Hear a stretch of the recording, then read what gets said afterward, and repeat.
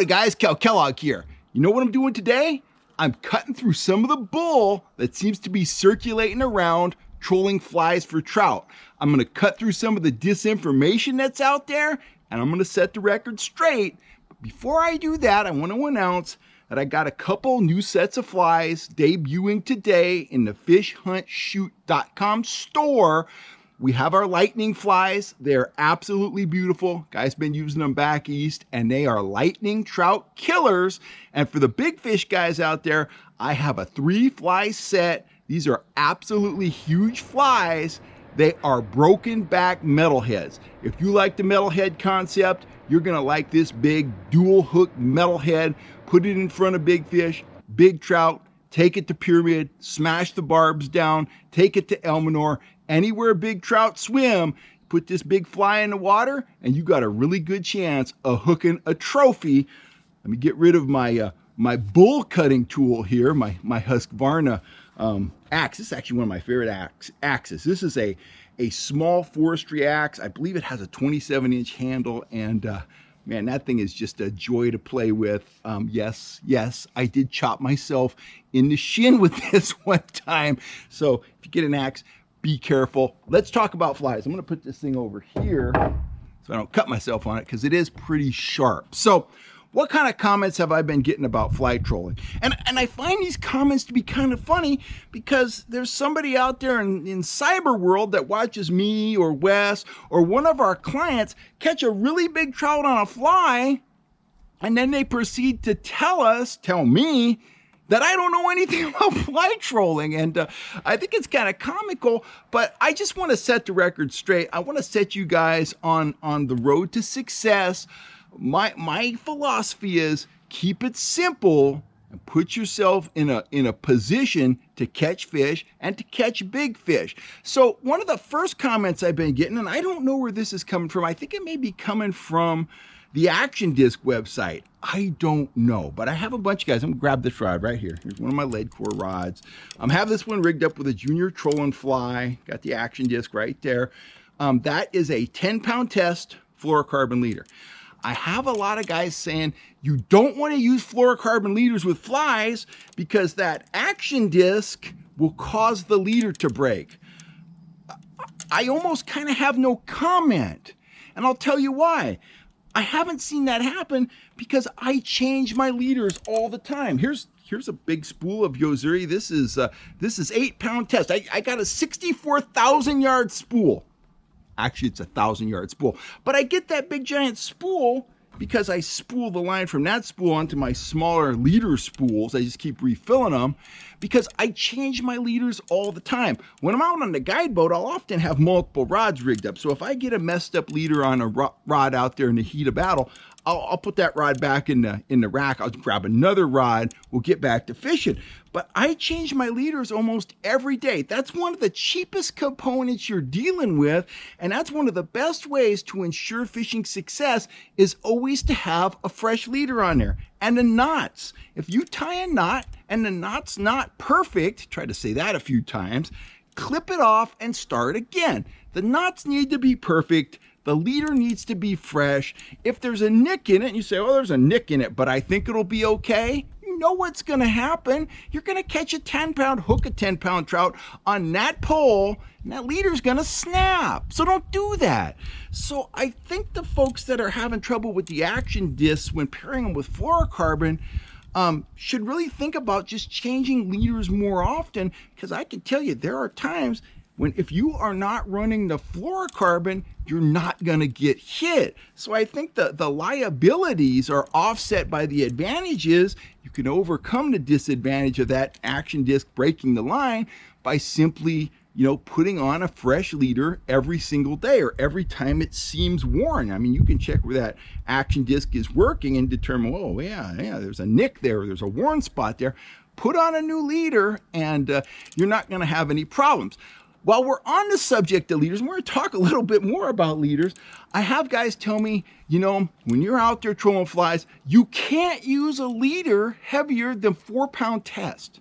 Okay, this is my opinion, but my opinion is based on having personally caught or been part of more trout than I can count. I think in my fishing career, 15 to 20,000 trout caught is not a overestimate. It may be more than that. Bottom line is, I've caught a lot of trout. My clients have caught a lot of trout. My friends have caught a lot of trout. And I can tell you, if you're trolling around out there with a 4-pound leader and you got a trolling fly on, maybe you got one of my metalheads on and you're trolling 2.7 miles an hour, and that's when an 8-pound fish decides to bite, you got a really good chance of losing that fish. And then you know what happens? You're going to be talking to your buddy. Hey, Bill, you know, I had a tremendous strike and the fish broke the leader. Or, hey, Bill, I had a fish right at the net and he started head shaking and he broke the leader. If you're trolling with 4-pound line, you're asking for trouble because you don't need to go that light. Standard leader for me is 8 or 10-pound test fluoro. I don't really like to go up to 12. I feel that 12 is stiff enough that it impairs the action of things like flies, you know, when you're running with a disc and stuff like that. If you just got a mental block against, you know, using 8 and 10-pound test, go down to 6. I mean, that is the lowest I am ever going to go, and I think that's too light. 8-pound, 10-pound, it's proven, it's perfect. We run a light drag anyway. Keep the line tight, keep a fresh leader on there, perfect knots. You're not going to have any problem, and you're not going to miss any bites because you're using 8-pound test fluorocarbon line. You're using fluorocarbon because it reflects light at the same rate as water. That renders it virtually invisible to trout and other game fish. Enough said. That's it. Trolling speed. Okay, guys are telling me, you know, you can't troll more than about 1 mile an hour with flies, or they're just not going to work. Absolutely untrue. I think that perception came from the 1920s, where fly trolling really kind of got its roots back in the Adirondacks Mountains. That's where guys started trolling streamer flies using fly gear. And guess what they were fishing out of? They were in a canoe. They're going like that. They're going like that. And of course they're going slow. They're in a canoe. Can you catch trout trolling slowly with flies? You absolutely positively can. You can also catch trout, and you've seen it here on the channel. You can find the videos.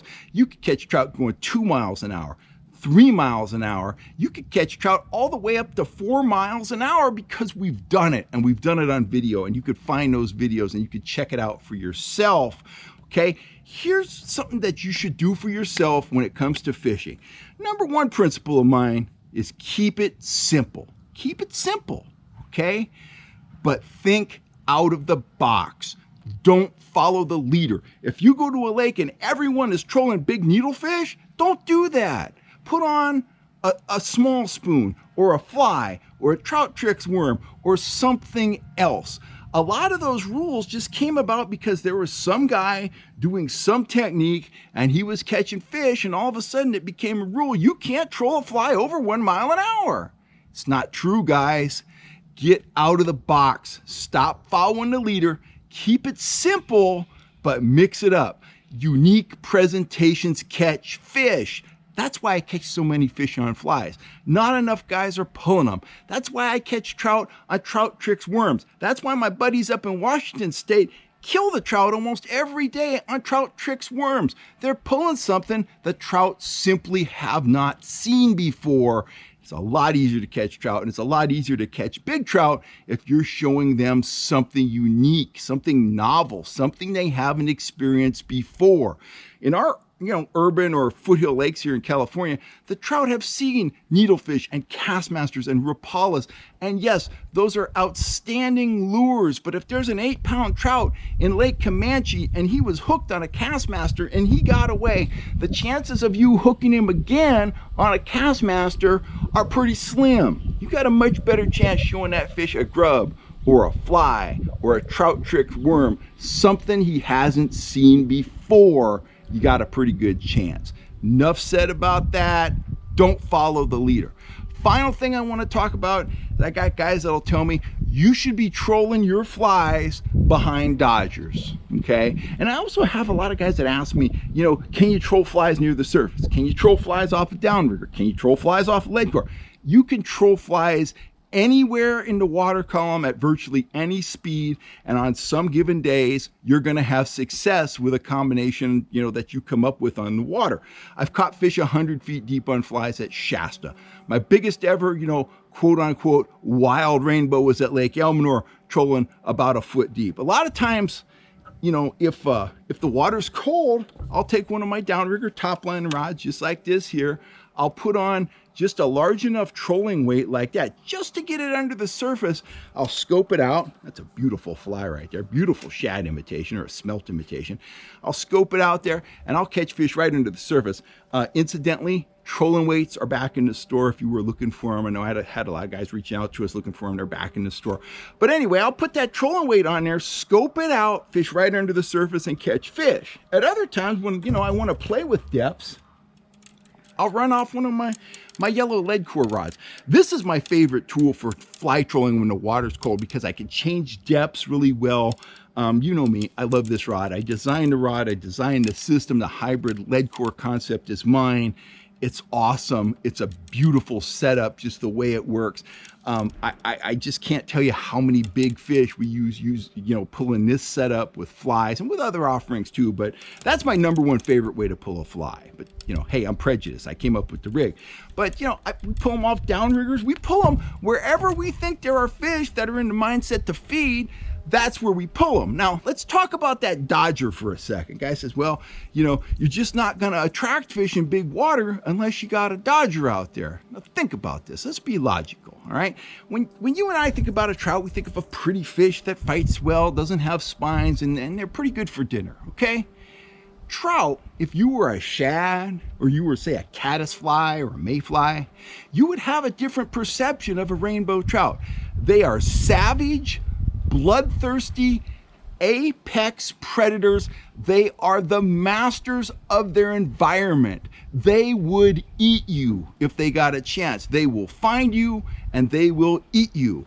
Shad, pond smelt in the wild, they're not cruising around with a dodger.